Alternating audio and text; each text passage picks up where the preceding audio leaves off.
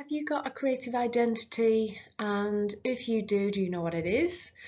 A lot of artists that I speak to have this ongoing debate within themselves about whether they have an artistic identity, what it might be, and how they can make artwork that is really unique to them as an individual artist. So that's why I've come on today to talk to you about creative identity or artistic identity, and talk through some strategies about how we can realize what our unique artistic identity might be, and also ways to try and enhance it or use it to develop our artwork further. So for me, I've worked with a lot of artists over the time, and I am also an artist myself. So I've gone through the same internal wranglings and debates about who I am as an artist, what makes me unique, what particularly drives me.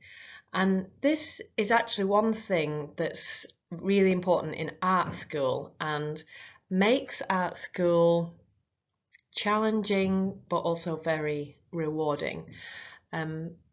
Different from your sort of average art class, which is where you will go through a set process in a sort of step-by-step function in order to achieve a desired end goal. Instead of that, art school asks you to make individual and unique responses to ideas and briefs and tasks. And when we need to make an individual response to something, we need to use our unique voice, our unique creative identity.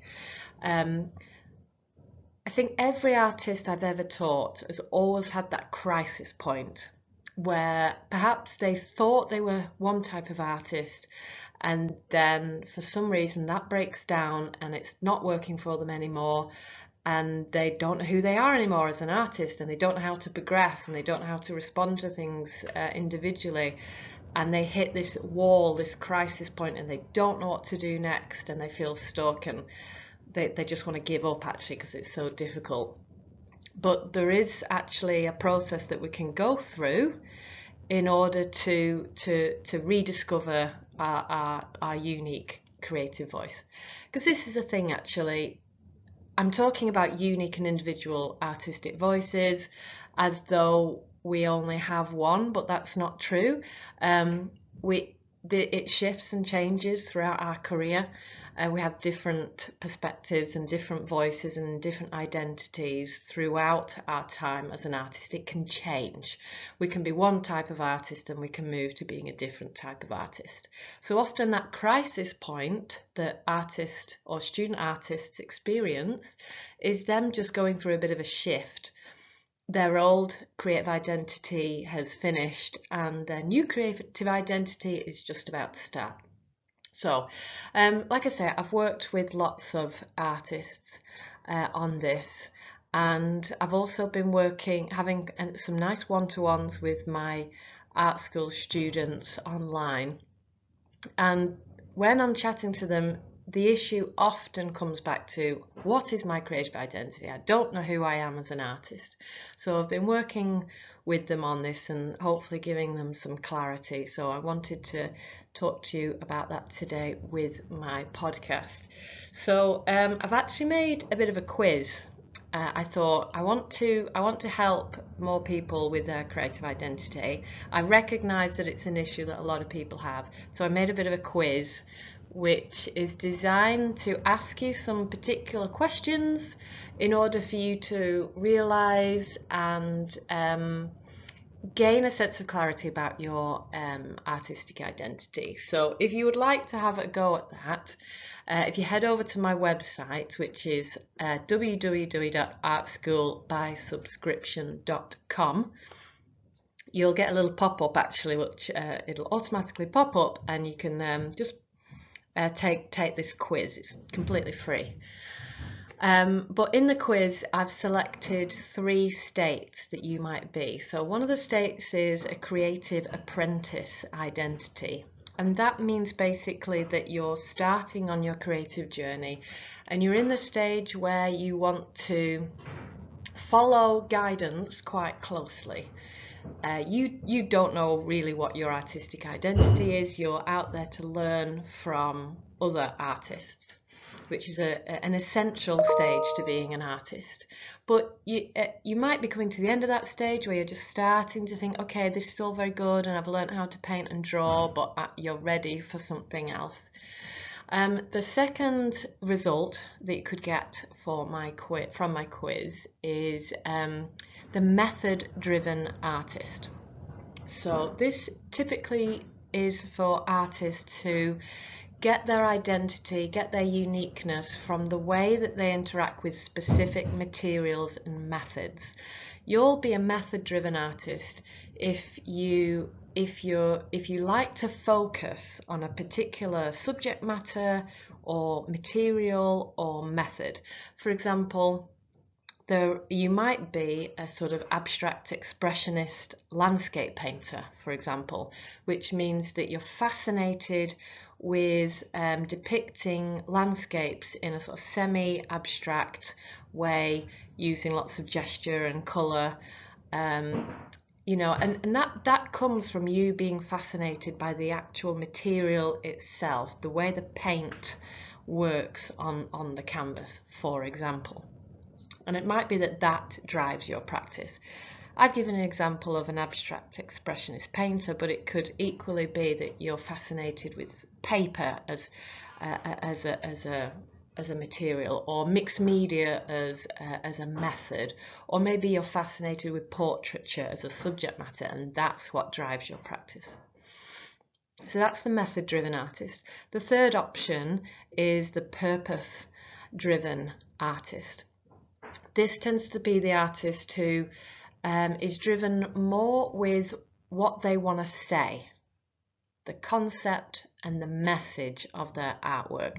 They start off from a point of what is it that I'm trying to say first, and then from there they pick the most appropriate material. If we think about Tracy Emin's famous bed artwork, My Bed, you know, if she'd have done a painting of her bed with all the detritus and the rubbish and the bedclothes strewn everywhere, if she'd have done a painting of that, it wouldn't have been half as impactful as it was as an installation. The fact that it was an installation gave the artwork its power. So she wasn't driven, you know, she's not driven by installation itself. She's driven by the message that she wanted to say, what she was trying to communicate. And she will pick the most appropriate method to communicate that, whatever it is. And that's why she's done lots of different types of work, like drawing and painting and neon artworks and installations. So you may also be a purpose-driven artwork, which means that you feel like you respond best with your artwork when you've got something to say, and you will pick the most appropriate material or method in order to do that. So obviously I'm generalizing here. I'm making some generalizing, I'm making some boxes to fit people in, and we don't always fit neatly in boxes, so you might be a bit of one and a bit of the other. But essentially, I think there are those 3 types of artists, and then when we're in that box, we can specify it further, we can narrow it down and get more specific. For example, one of the students I worked with, we looked at all her artwork, her portfolio of work, and she had little bits of everything, you know, representational drawings, commissions of dogs and people, as well as abstract painting, you know, a bit of everything. But essentially, I asked her not what is her best artwork, but which of the artworks did she enjoy the most? which artworks represented her the most, and it wasn't actually what she considered her best artwork.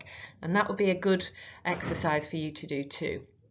Look at a backlog, an archive of your artwork. Ask yourself, which is my best artwork, but which is the artwork that I enjoyed the most and that I feel represents me the most. You might be quite surprised to realize that they might be two different artworks. Chances are the one that you enjoyed the most, the one that you feel represents you the most, it will relate to your unique creative identity more so than the one that you think is the best.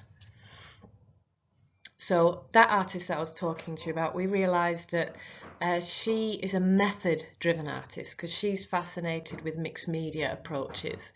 And we also pinpointed the fact that she loves bold use of colour, and she loves texture as well. So, you know, we unpicked it, and then we sort of discovered her unique creative voice. And from there, we came up with a list of tasks that she could do in order to develop that artistic identity. So how could she take that mixed media with bold colour and push it further to refine and grow it further? I had another artist who I worked with who, again, had done a myriad of different artworks using different processes and materials and subject matter. But looking at it all, we realised that there was one common thread that united them all, and that was water. Most of our artworks had depictions of water in them, so oceans and rivers and, you know, seas and lakes, even underwater and swimming pools and things like that.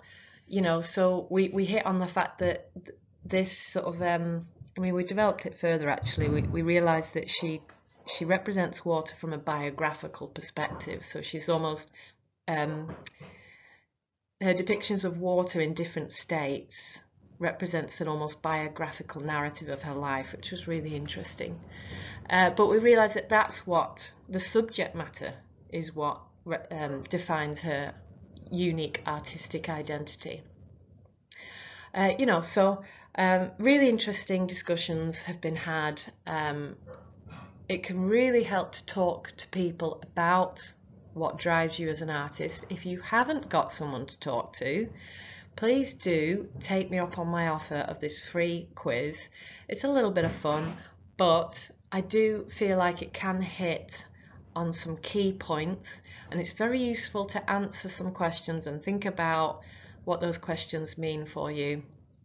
And after completing the quiz, I follow it up with some detailed feedback about how you could take that box that I put you in and refine and develop it further.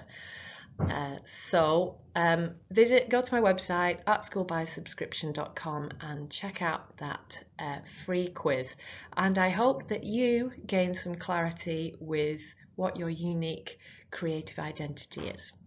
Thanks for listening, and I'll see you at the next one.